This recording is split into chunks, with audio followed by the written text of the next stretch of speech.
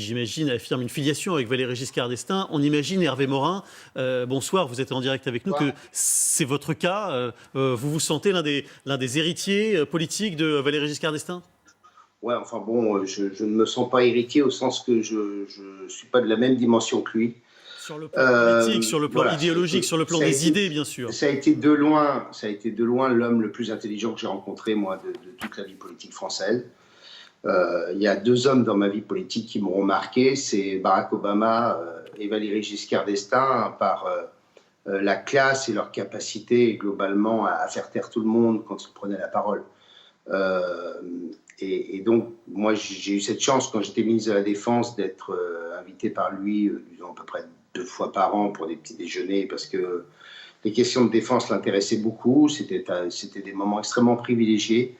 Et j'ai le souvenir d'un homme qui avait une puissance d'analyse comme j'en ai jamais rencontré.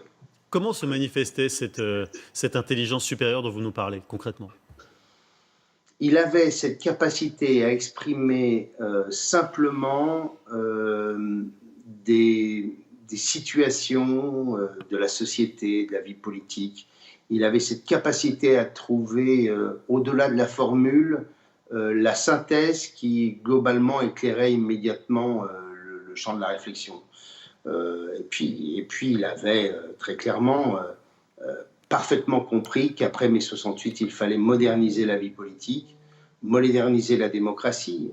On oublie la saisine du Conseil constitutionnel en 76, les premiers droits donnés à l'opposition, la volonté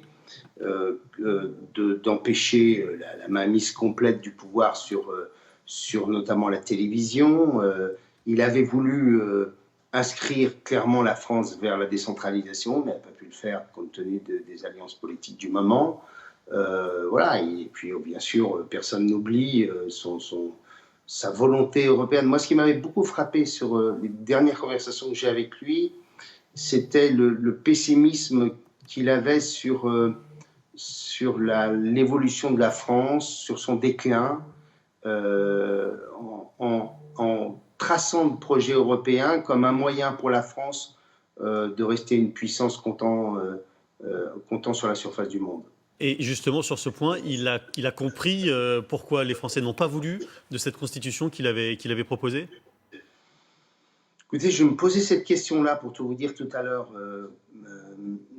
mais j'ai pas de souvenir d'analyse. Je pense qu'il avait notamment principale explication que j'avais retenue de l'époque sur l'échec sur la Constitution française, sur la Constitution européenne, c'était son caractère incompréhensible pour nos compatriotes, parce qu'on n'avait pas voulu en faire un texte simple, un texte lisible et un texte sur lequel, globalement, nos compatriotes pouvaient s'appuyer. On avait, souvenez-vous, quelque chose qui était absolument compréhensible parce qu'on y trouvait tout et son contraire. Et je pense que c'était ça pour lui la cause première de l'échec de la Constitution européenne. Merci beaucoup Hervé Morin pour cette réaction ce soir en direct, quelques heures.